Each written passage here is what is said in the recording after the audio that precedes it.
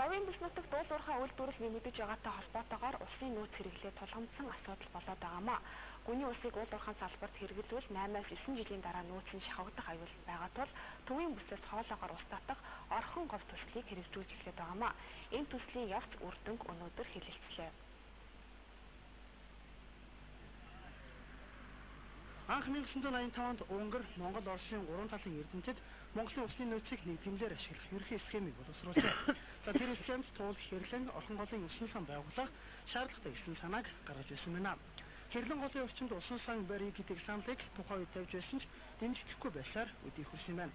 За харин 2002 оноос орхон гол дээр усан сан байгуулах тухай яригдахулж орхон гол төслийг хэрэгжүүлэхээр болжээ. Төслийн хүрээнд говийн бүсийн усны хэрэглээг хангахын тулд төвийн бүсээс говь руу хоолоогоор ус татах юм. За үл төслийн техник эдийн засгийн үндэслэлийг боловсруулах ажлыг Дэлхийн банкны санхүүжилтийн дэмжлэгтэйгээр хэрэгжүүлэхэд төлөвлөсөн бөгөөд үүнтэй хамт төмөр зам барих зэрэг өөр 5 томоохон төслийн хөрөнгийн их усрыг хамтдаа шийдвэрлэхээр гэрэлсэн байна. За өнөөдөр орхон голын төслийн явц болоод гарах үр дүнг холбогдох газрын мэргэжилтүүд хэлэлцлээ. За энэ төсөл хэрэгжснээр орхон голын экологийн тэнцвэрт байдлыг хангааж зогсохгүй говийн бүсийн уул уурхайн компаниудын усан хэмжээг шийдвэрлэх боломжтой болох юм а. Ямар одоо үр дүнгууд энэ хамгийн түрүүнд хэлээ орхон голын өөрийнх нь урсгалын нэмэгдүүлэх бүрэн боломжтой болж ирж байгаа. Тэгээд орхон гол дээр орхон голыг түшиглээд бид нэр их олон жил ярьж байгаа хар орон дээр ч гэдэг юм уу томоохон хот барьнаал гэж ярьдаг. Тэгвэл энэ нөхцөл маань эргэлдэж бий болж усны нэлж байгаа асуудлыг шийдвэрлэх гэсэн нэгдүгээр санаа байх юм.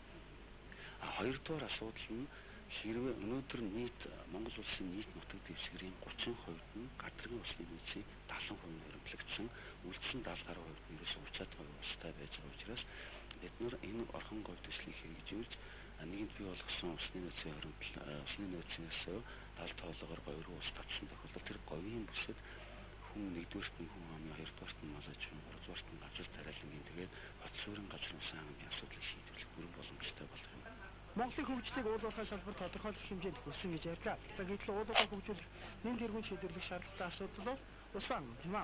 Уул уурхайд ашиглах усан хангамжийг оновчтой байдлаар шийдвэрлэхгүй бол Монгол орны усны нөөц хэмжээнд сөргөөр нөлөөлөх судалгааг тогтоож байгаа. Тиймээс энэ асуудлыг шийдвэрлэх нэг гарц бол орхон говь гэдгийг онцолж байна. Манай уул уурхайн томоохон бүтээн байгуулалт байна. Өмнө нь говьд явж байна. Энэ уул уурхайгаа дагаад маш их усны хэрэгцээ бий болж байна. Энэ усны хэрэгцээг бид нар хадас гүний усаар хангах уу?